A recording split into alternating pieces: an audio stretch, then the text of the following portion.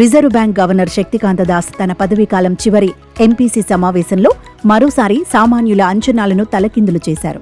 3 రోజుల పాటు జరిగిన ద్రవ్య విధాన కమిటీ సమావేశంలో తీసుకున్న నిర్ణయాలను గవర్నర్ శుక్రవారం ప్రజల ముందుంచారు.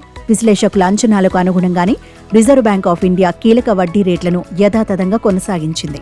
రెపో రేటును 6.5% వద్ద కొనసాగిస్తున్నట్లు వెల్లడించారు. 2023 ఫిబ్రవరి నుంచి కేంద్ర బ్యాంక్ ఈ రేటును ఇలాగే కొనసాగిస్తూ వస్తోంది. ఎలాంటి మార్పు చేయకపోవడం వరుసగా ఇది 11వసారి. డిసెంబర్ 4 నుంచి 3 రోజుల పాటు ఆర్బీఐ ద్వైమాసిక ద్రవ్య పరపతి విధాన సమీక్ష జరిగింది. ఆ నిర్ణయాలను గవర్నర్ శక్తికాంత దాస్ ఇవాళ వెల్లడించారు. పెరుగుతున్న ద్రవ్యోల్బణం, ఇతర అంశాలను దృష్టిలో పెట్టుకుని ఈసారి కూడా వడ్డీ రేట్లను యథాతథంగా కొనసాగించేందుకు నిర్ణయించినట్లు తెలిపారు. ఈసారి స్థిర విధాన వైఖరిని కొనసాగించనున్నట్లు పేర్కొన్నారు. వీటితో పాటు స్టాండింగ్ డిపాజిట్ ఫెసిలిటీ సైతం 6.25%, marginal standing facility bank rate సైతం 6.75% వద్దే యథాతథంగా కొనసాగిస్తున్నామని తెలిపారు. ఈ ఆర్థిక సంవత్సరం రెండో త్రైమాసికంలో రియల్ జీడీపీ గ్రోత్ రేట్ 5.4%గా నమోదైంది. ఇది అంచనాల కన్నా చాలా తక్కువ. ఇందుకు ప్రధాన కారణం పారిశ్రామికాభివృద్ధి తగ్గడమే.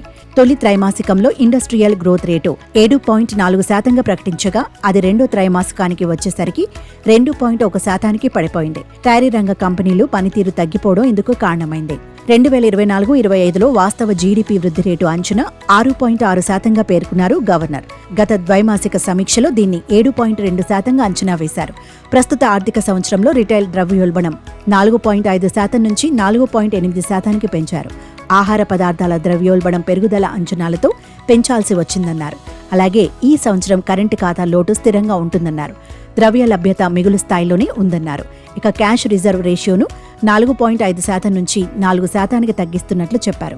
బ్యాంకులకు 1.16 లక్షల కోట్ల నగదును అందుబాటులో ఉంచుతామన్నారు. రూపాయి విలువను బలోపేతం చేసేందుకు ఎన్ఆర్ఐ డిపాజిట్లపై వడ్డీ రేటు పరిమితిని పెంచుతున్నట్లు చెప్పారు.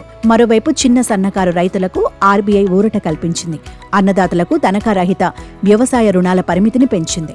ప్రస్తుతం రైతులు ఎలాంటి తనఖా చూపించకుండా 1.6 లక్షల వరకు రుణం తీసుకునే వెసులుబాటు ఉండగా తాజాగా దాన్ని 2 లక్షలకు పెంచుతున్నట్లు శక్తికాంత దాస్ వెల్లడించారు.